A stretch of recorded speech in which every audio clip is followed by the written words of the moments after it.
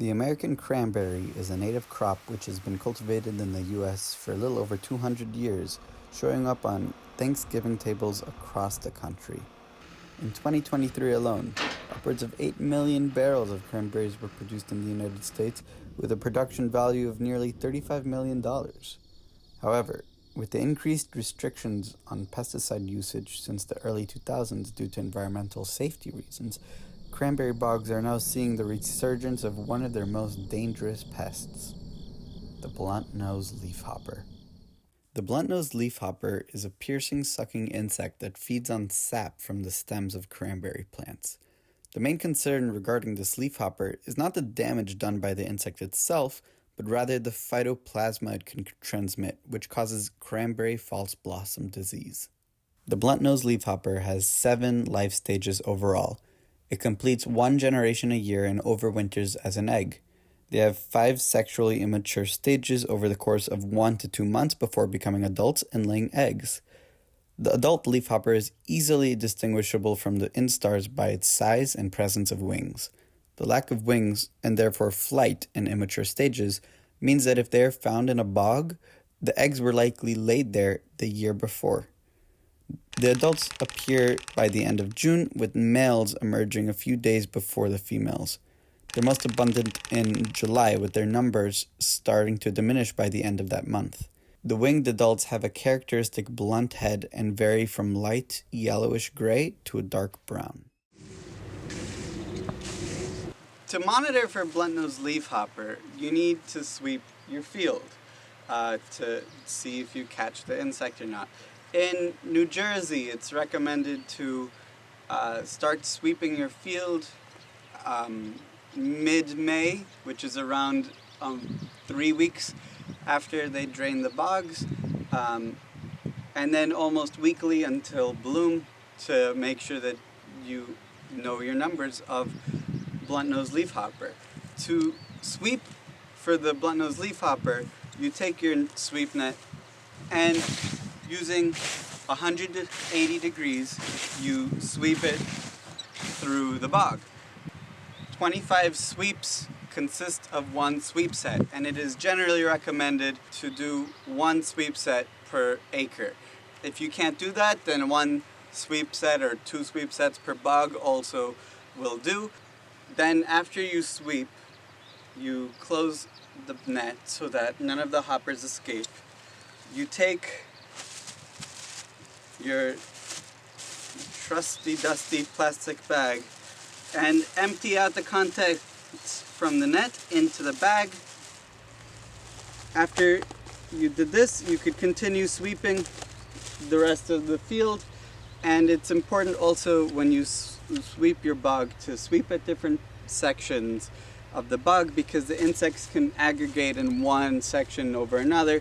So to actually make sure you get a whole read on your presence of the leafhopper, it's important to sweep in different parts of your bog. We have this sample that we collected from earlier, and you see it has all of these little cranberry leaves all over the place. So we gotta filter it out. Get a couple filters, pour the sample.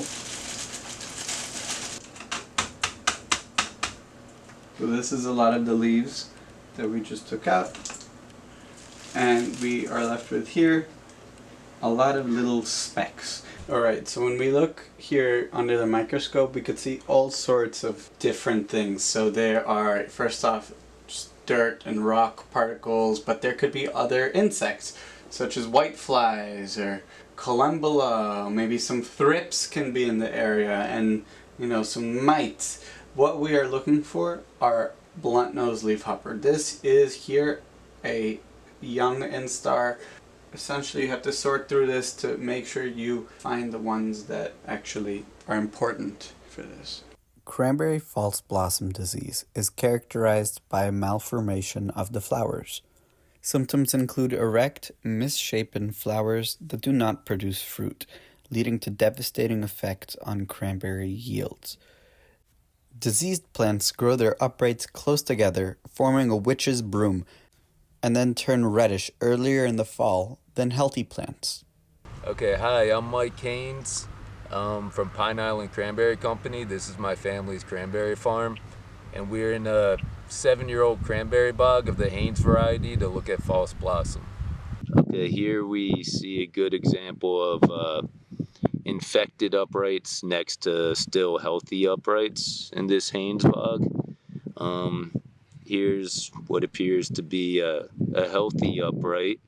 It's growing normally. It's in the roughneck stage, and you can see the signs that it's going to hook soon, which will become the flowers and then the fruit. Here we have an infected upright. Um, you can see what, at first glance, it does kind of look to be in the hook stage, but it's, I don't know the exact, scientific way to describe it, but just looking, you see these are pointing straight up instead of hooking over, and that's a sure sign that this is infected with false blossom. So, as the name implies, these will bloom, but ultimately not produce fruit. And so, obviously, that would be a huge issue for us. Here's another infected upright, even more obvious and extreme. Let me find. I wanted to find that witch's broom.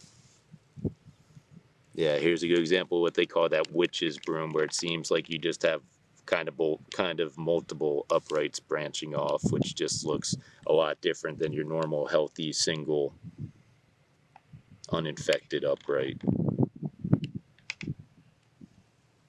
While the blunt-nosed leafhopper is not the only type of leafhopper out there, it is the only one known to spread cranberry false blossom.